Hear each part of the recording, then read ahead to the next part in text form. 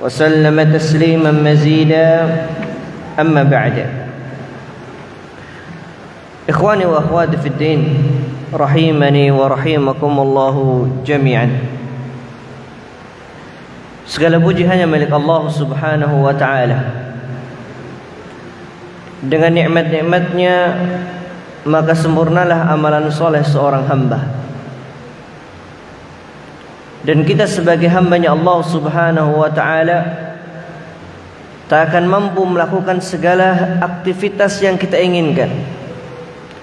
Tidak akan mampu untuk melakukan apa yang kita mau kecuali atas izin Allah Subhanahu wa ta'ala. Maka nikmat yang telah Allah Subhanahu wa ta'ala berikan kepada kita hendaknya kita syukuri dan terus kita jaga dengan kita gunakan nikmat tersebut di atas ketaatan dan keridhaan Allah Subhanahu wa ta'ala.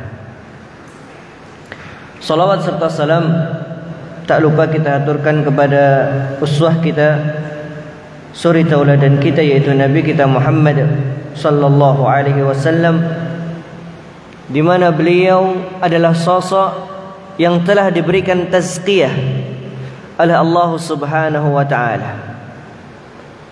Sebagaimana Allah Subhanahu wa taala berfirman, "Laqad kana lakum fi Rasulillahi uswatun hasanah."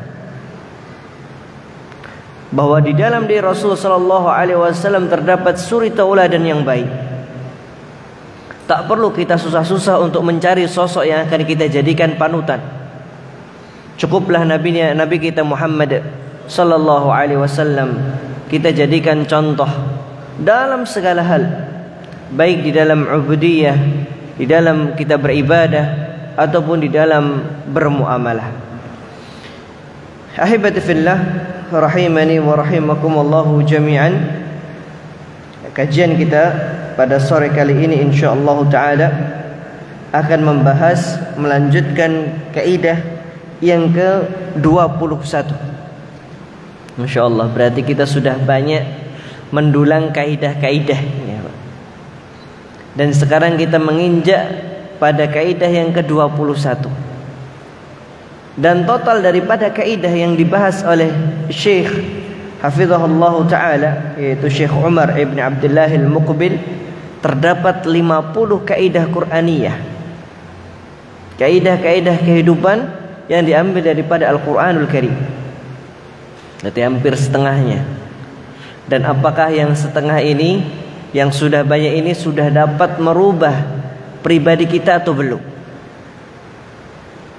Dan ini yang dikatakan oleh para ummahatu as-salaf, ibunda-ibunda para salaf. Tatkala dipelajari satu hadis, ditanya, "Nak, apa yang sudah berubah pada dirimu?" Kalau belum, khawatir ilmu yang telah dipelajari akhirnya menjadi bala, menjadi hukuman bagi dirinya, bukan menjadi hujjah untuk dirinya di hadapan Allah Subhanahu wa taala ataupun di hadapan manusia, tetapi menjadi bala untuk dirinya. Maka kita selalu berdoa kepada Allah Subhanahu wa taala, "Rabbi zidni ilma." Ya Allah, berikan tambahan ilmu. Allahumma inna nas'aluka ilman nafi'a. Ya Allah, berikanlah kami ilmu yang bermanfaat, wa rizqan thayyiba, dan juga rezeki yang baik, wa amalan mutaqabbala, dan juga amalan yang diterima. Wa na'udzu billahi min ilmin la yanfa'. Dan Rasulullah SAW mengajarkan kita juga agar berdoa dari ilmu yang tidak bermanfaat, di mana para ulama mengatakan ilmu yang tidak bermanfaat adalah ilmu yang dia pelajari tapi tidak membekas pada dirinya, yang dia tidak mengamalkan ilmu yang dia pelajari. Nah, kaidah yang ke-21 ini terdapat di dalam surah At-Taubah ayat yang ke-117 sampai 119. Insyaallah. Ya. Surah At-Taubah ayat yang ke-117 sampai 119. Di sini terdapat sebuah kisah yang luar biasa dari Nabi kita Muhammad sallallahu alaihi wasallam bersama dengan para sahabatnya. Nah, kaidah ini berbunyi, ya ayyuhalladzina amanu taqullaha wa kunu ma'as shadiqin. Wahai orang-orang yang beriman, bertakwalah kalian kepada Allah, wa kunu ma'as shadiqin, dan bersamalah orang-orang yang jujur. Dan kaidah ini ahibati fillah rahimani wa rahimakumullahu jami'an adalah kaidah bagaimana seorang bermuamalah. Tidak hanya sekadar muamalah kepada manusia, tapi bagaimana muamalah dia kepada Allah Subhanahu wa taala. Dan kaidah ini sebagai bentuk safinatun najah, kapal keselamatan untuk seseorang. Kalau orang pengen selamat, maka silahkan naik kapal ini, silahkan gunakan kaidah ini,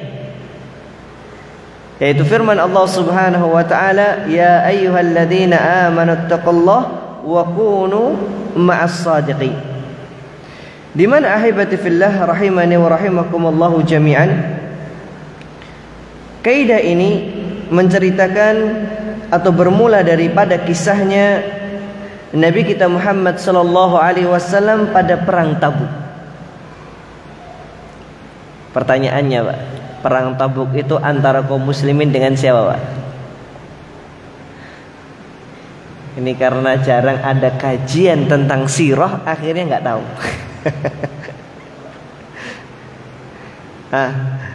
Perang Tabuk antara kaum muslimin dengan orang Quraisy, ataukah kaum muslimin dengan orang Persia, ataukah kaum muslimin dengan orang Romawi? Nah, perang Tabuk yaitu terjadi antara kaum muslimin ketika melawan orang-orang Romawi. Ya. Antara orang-orang Romawi. Dan kita tahu, Pak, orang Romawi itu ya pada zaman itu termasuk adidaya, kekuatan terbesar negara yang kuat. Ya, selain di sana juga ada Persia, kemudian juga ada Romawi. Nah, dan tentunya Rasulullah SAW membutuhkan kekuatan para sahabat ridwanullah alaihim ajma'in. Dan disinilah akan nampak bagaimana orang-orang munafik tatkala seruan jihad fi sabilillah, kemudian mereka meninggalkan Rasulullah sallallahu alaihi wasallam dengan beribu alasan.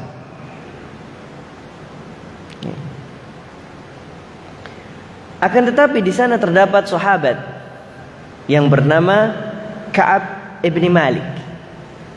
Ya. Yang bernama siapa? Ka'ab ibn Malik. Dengan dua sahabatnya,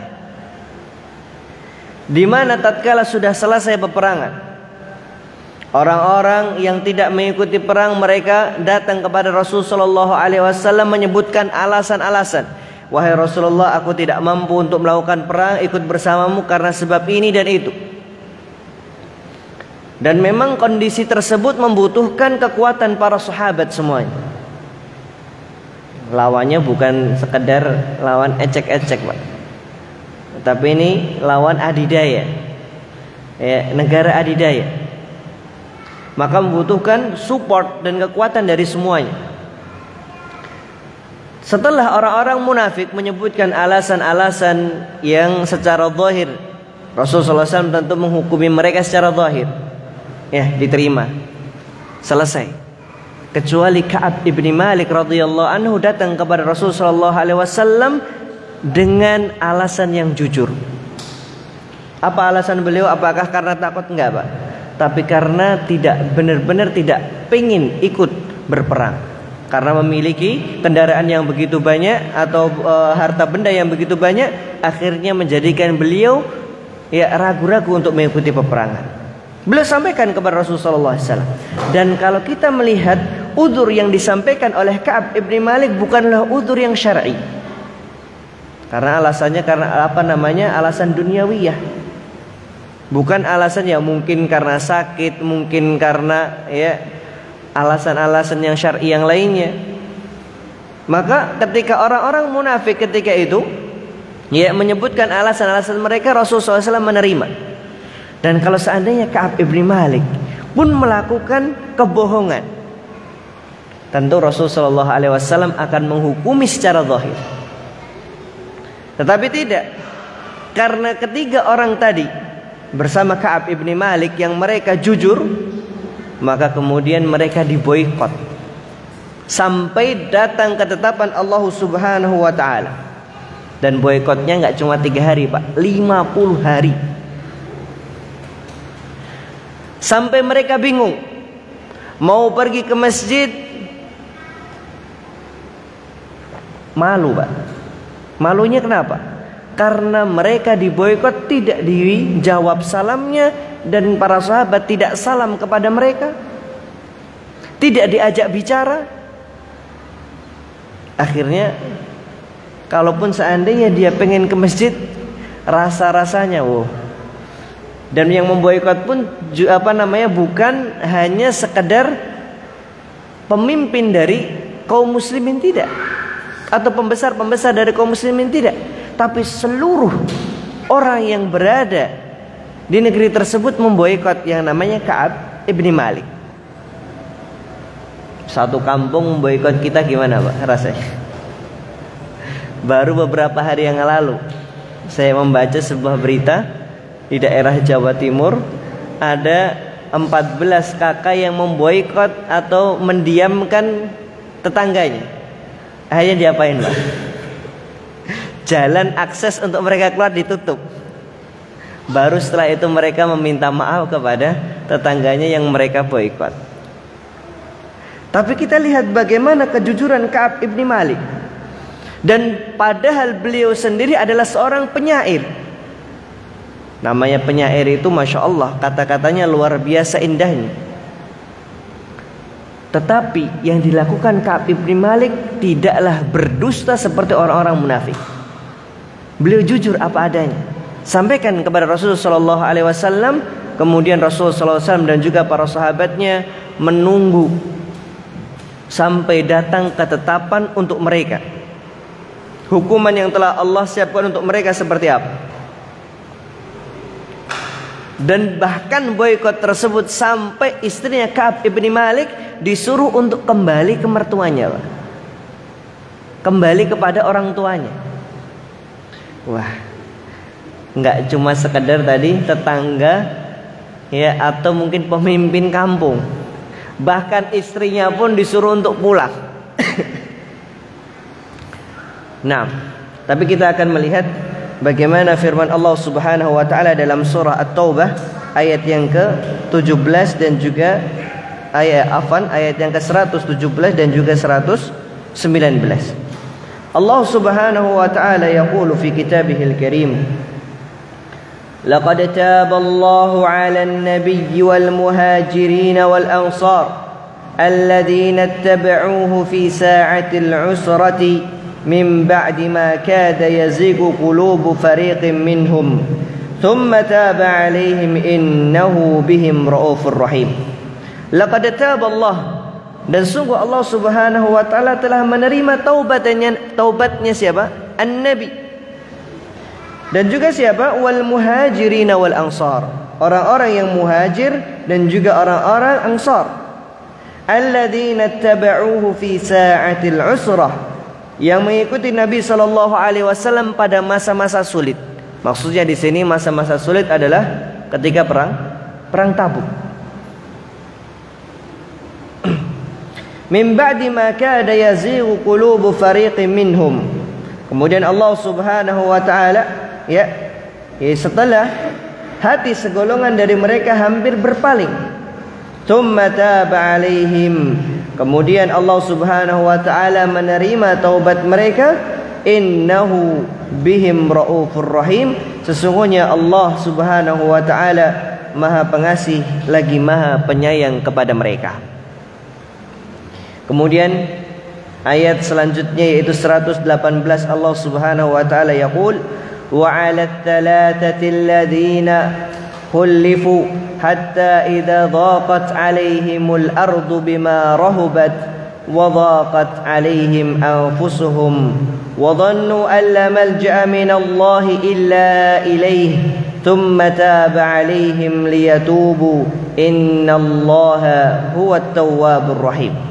Kemudian 3 orang ya yang tadi kita sebutkan yaitu Ka'ab ibn Malik dan juga 2 sahabat yang lainnya.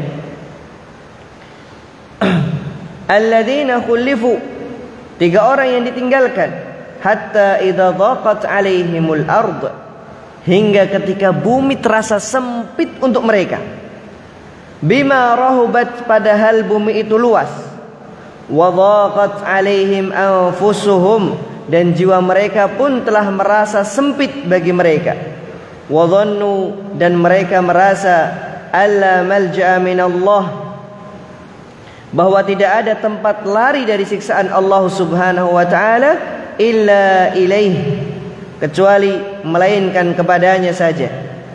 Tsumma taba 'alaihim liyatubu, kemudian Allah menerima taubat mereka agar mereka tetap dalam taubatnya. Innallaha huwat tawwabur rahim, sesungguhnya Allah Subhanahu wa taala Maha penerima taubat lagi Maha penyayang.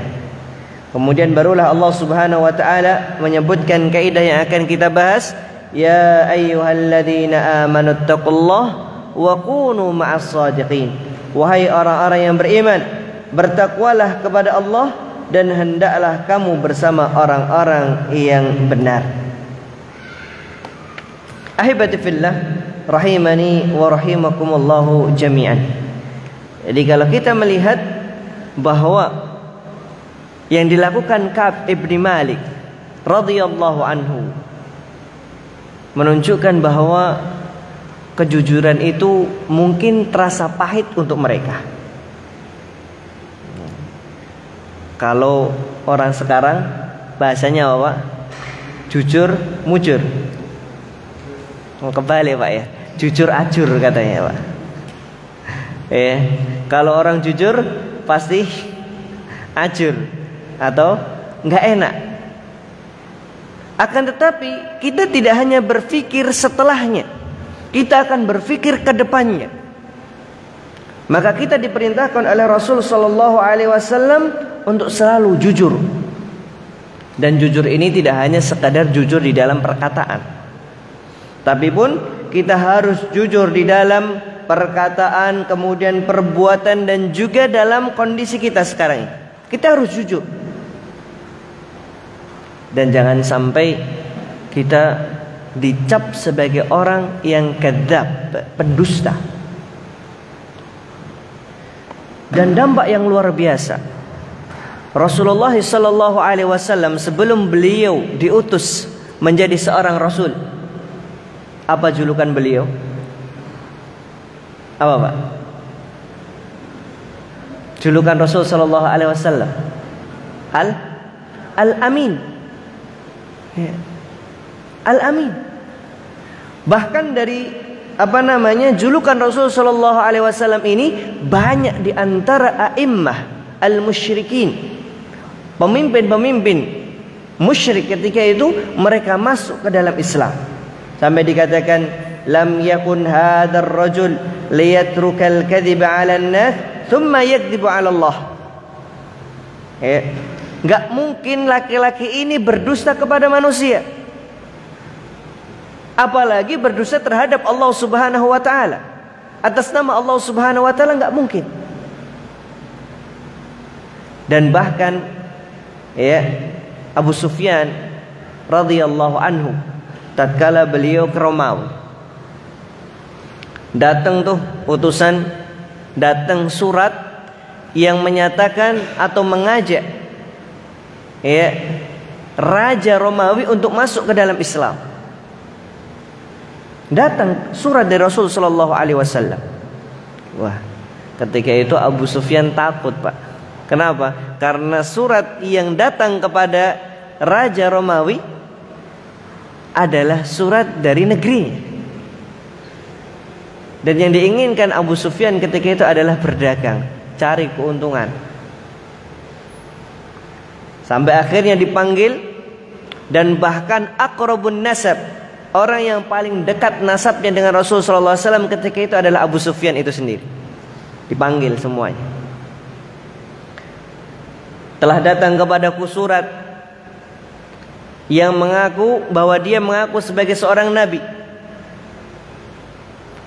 Dan katakan kepadaku kalau seandainya orang tersebut dusta, maka katakan dusta. Kalau memang benar, katakan benar. Akhirnya diberikan begitu banyak pertanyaan, dan sampai-sampai Abi Sufyan radhiyallahu anhu beliau mengatakan, kalau seandainya aku tidak takut kepada raja, tentu aku akan berdusta untuk menyelamatkan diriku.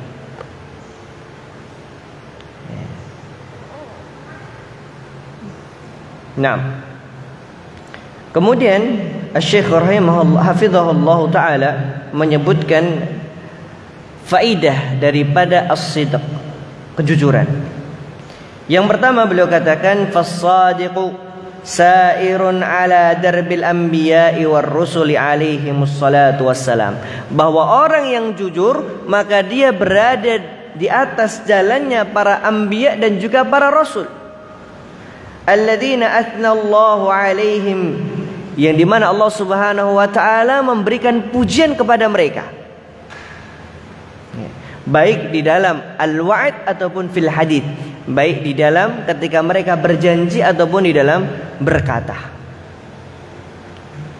Jadi kalau kita sebagai orang yang jujur, berarti kita selain memberikan nilai baik untuk diri kita, kita pun berada di atas jalannya para anbiya war rusul.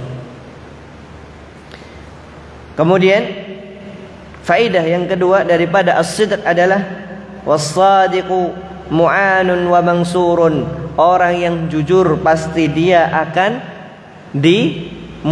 akan diberikan pertolongan dan juga akan ditolong. Nah, mu'anun wa mansur sama, diberikan pertolongan oleh Allah subhanahu wa ta'ala. Apa iya Ustaz? Kalau orang sekarang jujur masuk penjara Ustaz. Orang maling itu gak ada yang jujur.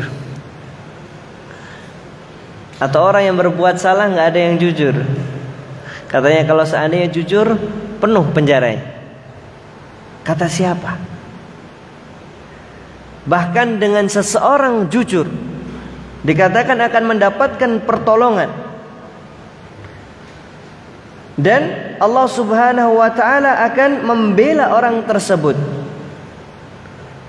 Sebagaimana dalam sebuah kisah Imra'atul Aziz, Imra'atul Aziz, istrinya seorang raja di Mesir, yang kalau kita kenal dengan nama siapa Pak? Zulaikha. Yang ditulis di dalam kisah-kisah yang dibaca oleh anak-anak kita. Walaupun riwayat ini tidak ada riwayat yang sahih yang menunjukkan bahwa namanya adalah Zulaikha.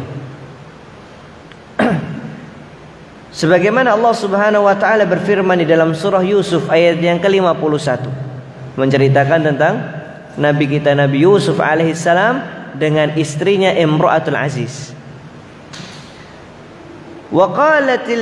وقالت امرأة العزيز الآن حصحص الحق وأنا راودته عن نفسه وإنه لمن الصادقين. Kita lihat bagaimana Imra'atul Aziz mengatakan bahwa sekarang ini telah datang kebenaran, bahwa yang telah melakukan makar bukanlah Nabi Yusuf alaihissalam, akan tetapi dia sendiri. Wa innahu laminas shadiqin, dan sesungguhnya dia yaitu Yusuf alaihissalam termasuk orang-orang yang jujur. Subhanallah. Ini bantuan yang datang dari Allah subhanahu wa ta'ala melalui musuhnya sendiri. yang sebelumnya memberikan fitnah yang begitu luar biasa, tetapi dari mulutnya sendiri, dari lisannya sendiri menyebutkan bahwa apa yang dilakukan Nabi Yusuf tidaklah seperti yang difitnah pertama kali. Oh, dikatakan Nabi Yusuf lah yang ingin memperkosa diri, menginginkan diri, tapi enggak. Itulah karena sebab kejujuran Nabi kita, Nabi Yusuf alaihi salam. Dan juga faedah yang lainnya yang disebutkan oleh Syekh Hafizahullah Ta'ala, bahwa seorang yang jujur akan membawa dia untuk menuju surganya Allah Subhanahu wa Ta'ala. Sebagaimana dalam sebuah hadis Rasulullah sallallahu alaihi wasallam beliau bersabda, "Alaikum bis-sidq fa inna as-sidqa yahdi ilal bir." Wajib bagi kalian itu jujur, karena kejujuran dapat mengantarkan seseorang pada kebaikan. Wa innal birra yahdi ilal jannah, sedangkan kebaikan mengantarkan seseorang menuju surganya Allah Subhanahu wa Ta'ala. Wa ma yazalu ar-rajul yasduqu wa yataharra as-sidqa hatta yuktaba indallahi siddiqan. Dan senantiasa ketika seseorang melakukan kejujuran dan dia berusaha menjaga kejujuran tersebut, sampai-sampai Allah Subhanahu wa Ta'ala akan tulis bahwa orang tersebut adalah orang yang jujur. Dan jangan sampai kebalikannya, Pak. Terkadang seseorang, atau bahkan di zaman sekarang ini, ya, dengan mudahnya dia melakukan kedustaan, tidak jujur, dan dia tidak merasa apa-apa. Kenapa? Karena Allah sudah mengecap dirinya sebagai seorang kadzab. Di dalam riwayat yang lainnya yang begitu panjang, ya, Rasul sallallahu alaihi wasallam beliau bersabda, "Wala yazalur rajulu yakdzib wa yataharra kadziba hatta yuktaba 'indallahi kadzab." Ya, dan seseorang itu tatkala dia senantiasa melakukan kedustaan dan dia terus menjaga kedustaannya, sampai Allah Subhanahu wa Ta'ala menuliskan bahwa dia adalah orang yang dusta. Maka seakan-akan dustanya itu, ya, jujurnya dia. Dan sekarang susah kita untuk mencari orang-orang yang jujur walaupun itu seorang muslim. Padahal kalau kita benar-benar memperhatikan, Islam sangat-sangat menjaga yang namanya as-sidq, kejujuran. Abu Dzar Al-Ghifari, ketika beliau datang ke Madinah yang tidak memiliki harta apa-apa, kemudian beliau, ya, karena dengan modal, amanah dan juga kejujurannya, maka menjadikan sebagai modal untuk beliau berbisnis. Dan kita sendiri, Pak, ketika kita mengamanahkan sesuatu kepada orang yang jujur, kita akan tenang. Tapi kita kalau sudah tahu, oh, fulan ini udah terkenal dusta,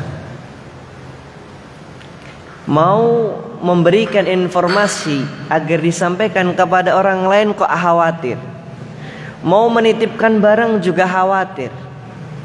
Kenapa? Karena orang tersebut terkenal yang namanya al-kadhib, dusta.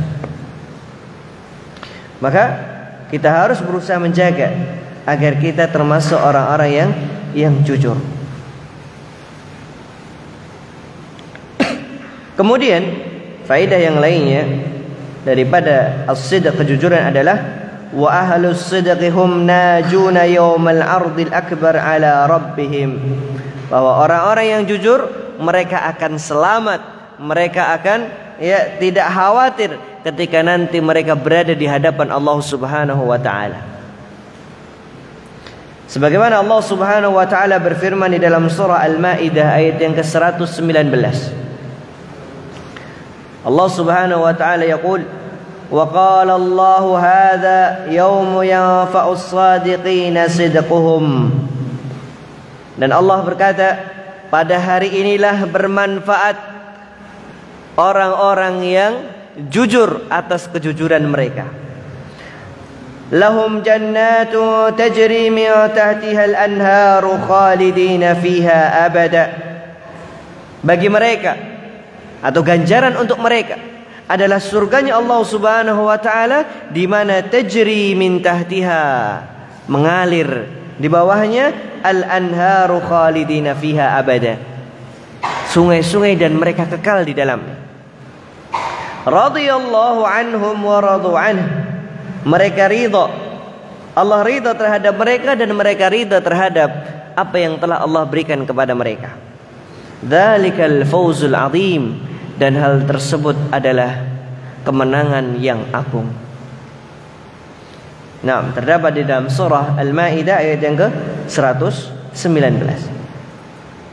Kemudian faedah yang lainnya yang disebutkan oleh Syekh Hafizahullah Ta'ala, bahwa as-sadiquna hum ahlun li maghfiratillah, bahwa orang-orang yang jujur mereka akan mendapatkan maghfirah, ampunan dari Allah Subhanahu wa taala.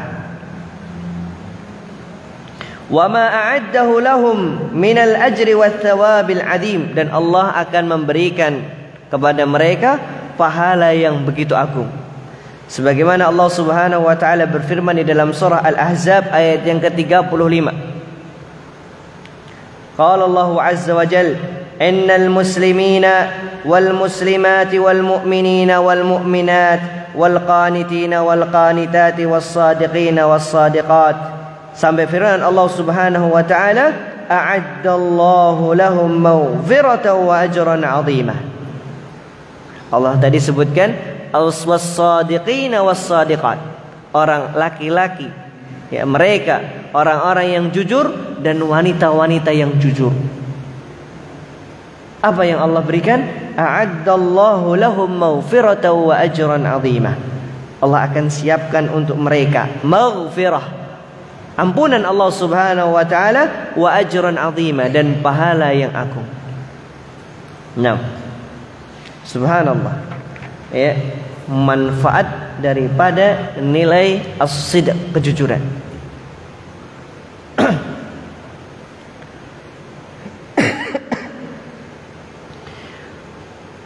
Nah, dan di sini beliau menyebutkan keheranan atas apa yang terjadi pada umat Islam pada zaman sekarang ini. Bagaimana tidak, Pak? Kejujuran seakan hilang pada diri kaum muslimin. Padahal nilai daripada dinul Islam adalah as-sidq, kejujuran. Tapi kenapa hilang? Dan begitu mudahnya di zaman sekarang. Contoh, Pak, yang paling sering terjadi adalah adanya nota kosong, Pak. Sering, Pak, ya? Tahu, Pak, nota kosong, Pak? Biasanya disuruh atau di sebuah lembaga atau perusahaan disuruh untuk beli, Mas, kosongkan notanya, Mas. Kenapa? Nanti ditulis sendiri. Na'udzubillahi tsumma na'udzubillah. Mungkin kita merasa hal tersebut biasa, tapi ternyata hal tersebut adalah dampak daripada ketidakjujuran kita. Nih. Atau yang sering terjadi adalah riswah, suap. Padahal itu sudah menjadi kewajiban mereka dan tanggung jawab mereka. Na'udzubillah. Maka kalau seandainya hal ini yang kecil saja, kejujuran saja, kita tinggalkan dan tidak kita jaga, maka bagaimana kita ingin membangun sebuah baldatun thayyibatun wa rabbun ghafur, akan membangun sebuah negeri yang indah, yang diridhai oleh Allah Subhanahu wa taala. Maka PR kita mulai daripada keluarga kita. Di dalam sebuah hadis Rasulullah SAW menyebutkan bahwa beliau menjadi zaimun, ya, beliau akan menjamin seseorang itu akan mendapatkan surga Allah Subhanahu wa taala. Bagi siapa, Pak? Orang yang meninggalkan dusta walaupun untuk, ya, bermain-main saja. maka Rasulullah SAW akan menjamin orang tersebut akan mendapatkan surganya Allah Subhanahu wa taala. Kalau istilah zaman kita sekarang, ya, ada prank. Apa artinya prank, Pak? Saya nggak tahu sendiri. Ya, taunya bahwa prank itu adalah sesuatu yang mungkin untuk ya tidak jadilah, atau ya wallahu a'lam bishawab. Dan lucunya lagi, kaum muslimin mengikuti sebuah tradisi orang-orang kufar yang dikenal dengan istilah April Mop, ya, yang isinya penuh dengan kedustaan untuk berbohong kepada saudaranya. Dan sangat disayangkan kalau kaum muslimin mengikuti tradisi tersebut. Na'udzubillahi tsumma na'udzubillah. Dan orang-orang yang jahil, mereka akan mengatakan ini sebagai bentuk toleran kepada mereka. Na'udzubillah. Nah,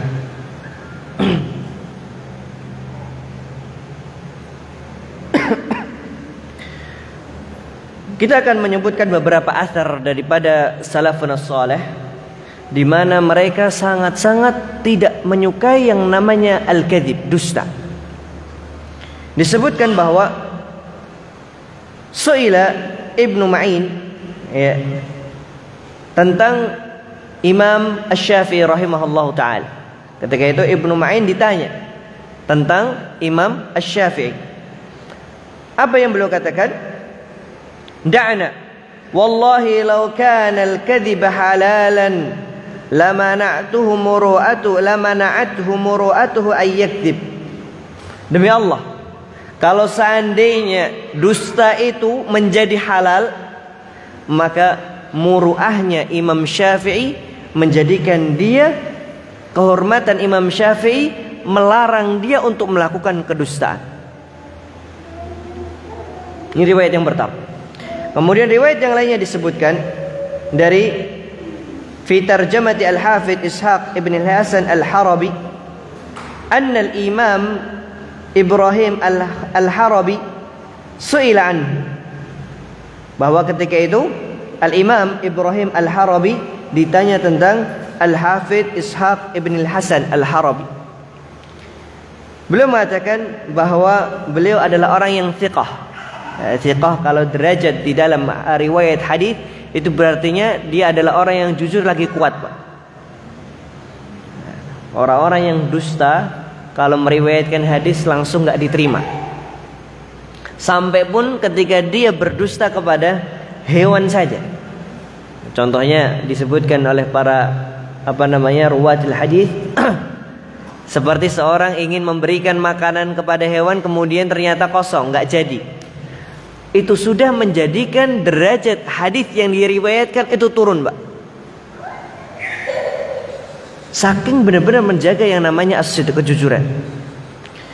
Maka beliau ditanya, beliau adalah orang yang thiqah.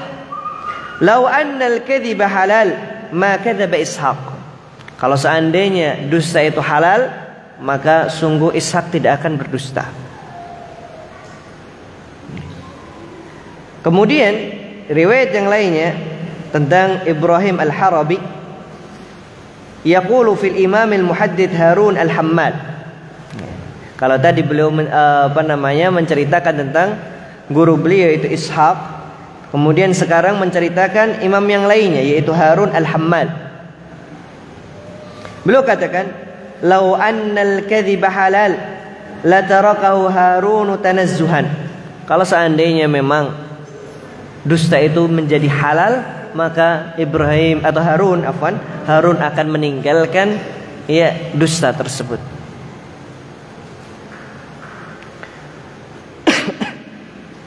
Nah, kemudian riwayat yang lainnya dari Al-Imam Al-Auza'i rahimahullahu taala, beliau katakan, "Wallahi law nada munadin minas sama'," kalau seandainya ada yang memanggil dari langit, "annal kadhiba halal," bahwa dusta itu halal, "ma kadzabtu," aku tidak akan berdusta. Kenapa, Pak? Kalaupun seandainya tadi mereka mengatakan dusta itu halal, tetapi secara muamalah, apakah orang ini suka ketika orang lain berdusta? Nggak akan suka. Kalau seandainya dusta itu halal. Tapi kenyataannya di dalam kita bermuamalah, kalau mendapati orang yang berdusta, kita sangat membenci mereka. Apalagi terjadi kepada diri kita ketika kita sedang menitipkan sesuatu atau mempercayakan amanah sesuatu, ternyata yang kita amanahi berdusta kepada kita. Kita lagi janjian kepada orang lain, ternyata dia menyelisihi janji yang telah dia lakukan. Maka kita tidak menginginkan itu semua terjadi. Kalau kita memang tidak menginginkan orang lain berdusta kepada kita, kita pun juga tidak boleh berdusta kepada orang lain. Kalau pingin orang lain jujur kepada kita, kita pun juga harus jujur kepada orang lain.